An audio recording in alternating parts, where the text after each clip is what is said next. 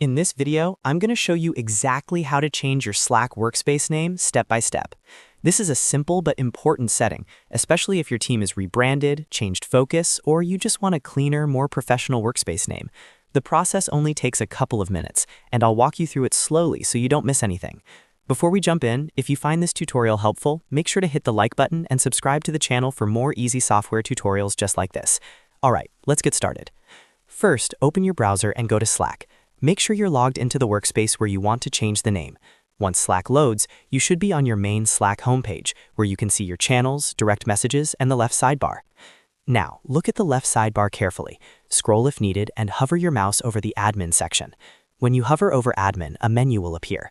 From this menu, click on Edit Workspace. This option is only available if you have admin or owner permissions, so if you don't see it, you may need to ask a workspace owner to make the change for you. After clicking Edit Workspace, Slack will open the Workspace settings page. On this page, find the option labeled Name and URL. This is where you can update how your workspace name appears to members. Click on Name and URL to continue.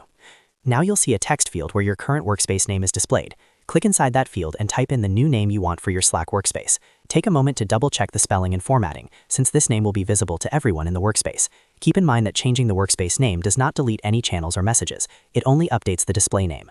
Once you're happy with the new name, look for the Save button. Click on Save to apply the changes. Slack will automatically update the workspace name, and your new name should appear almost immediately across the workspace. And that's it. You've successfully changed your Slack workspace name. It's a quick process, but it can make a big difference in keeping your workspace organized and aligned with your team or brand. If this video helped you out, don't forget to hit the like button and subscribe to the channel for more Slack tips, productivity tools, and software tutorials. Thanks for watching, and I'll see you in the next video.